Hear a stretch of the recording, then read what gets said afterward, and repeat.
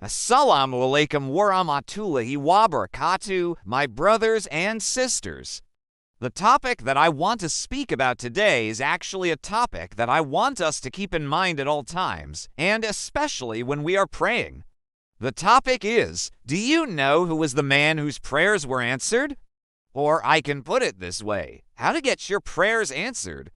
Before I give the answer, so that we understand what the answer is, let's look at the life of this particular person. The first thing we need to know about him is that he was one of the first people who accepted Islam when the Prophet Muhammad sallallahu alaihi wasallam migrated to Medina. He made an allegiance with a number of men, pledging to help him spread the message of Islam. Among those men was a man called Sa'd ibn Abi Waqqas.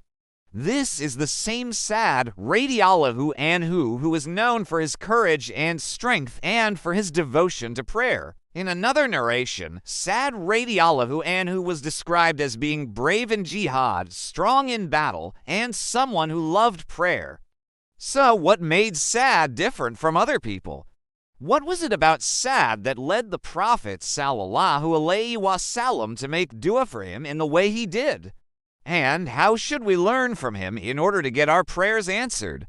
So the first point that we have to mention here is what Sa'd went through in order to stick to Islam. If we look at his background, we will see that he was not an easy person to be diverted away from Islam. Why? Because Sa'd was a man who was tested a lot. When he decided to become Muslim, he went back home.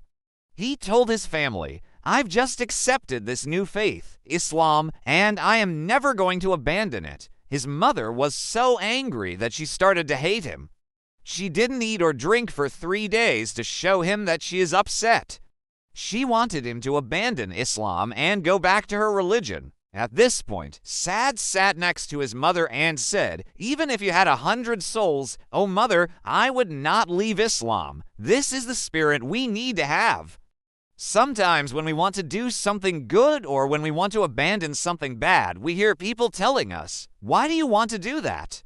Leave it. It's not worth it. And sometimes the people telling you these things are people that we love, like our friends or our parents.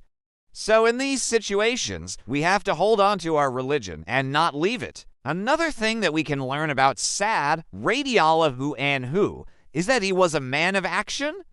Whenever the Muslims were fighting the polytheists, Sa'd was there. When the Prophet sallallahu alaihi wasallam sent some Muslims to invite the people of Kuta, they were killed. So the Prophet sallallahu alaihi wasallam sent another group, and guess who was among that group? Sa'd. That was his response to the call of the Prophet sallallahu alaihi wasallam. He didn't hesitate to go and sacrifice himself for the sake of spreading the message of Allah. He was also a man who played a very important role in major battles, such as the Battle of Badr, the Battle of Uhud, and the Battle of Khaybr.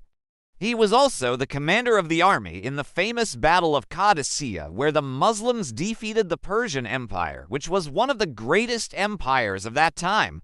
But the quality that we are focusing on today is his quality of being a man who loved prayer. So when the Prophet sallallahu alaihi wasallam migrated to Medina, he made an agreement with the Ansar, the people of Medina who accepted Islam before the migration.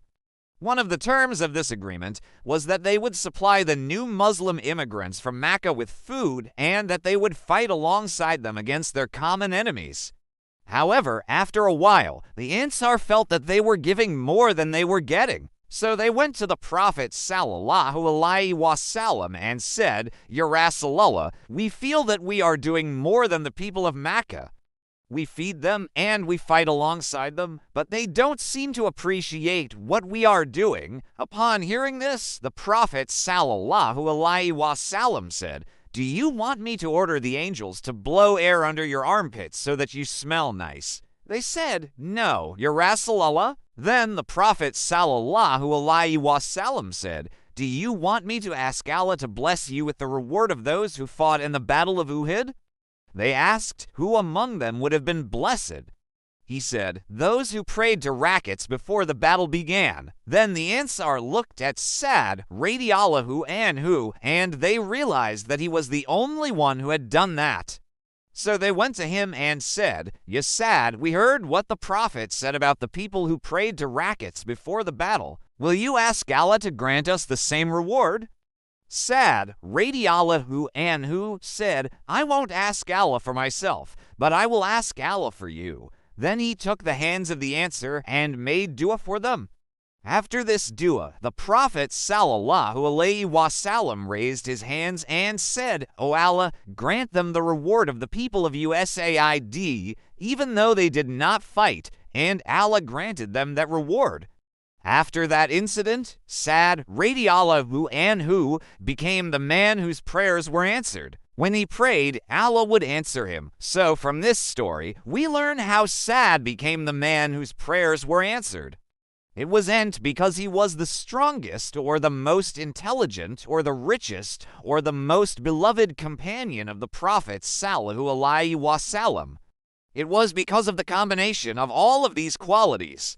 He was strong in character, he was steadfast, he was brave, and he was a man of action, and above all, he was a man who loved prayer. The second lesson that we learn from this story is the importance of making dua for others.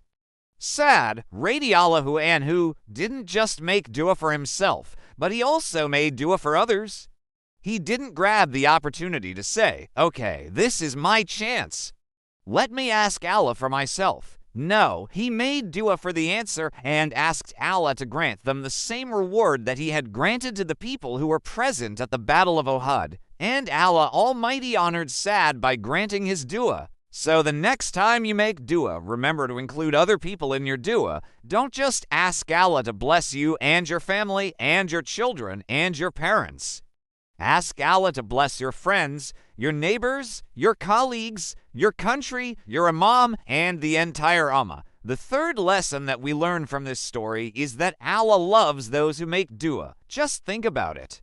The Prophet sallallahu alaihi wasallam could have just ignored what the Ansar said. After all, they were his companions. They knew what was in his heart, but he didn't ignore them.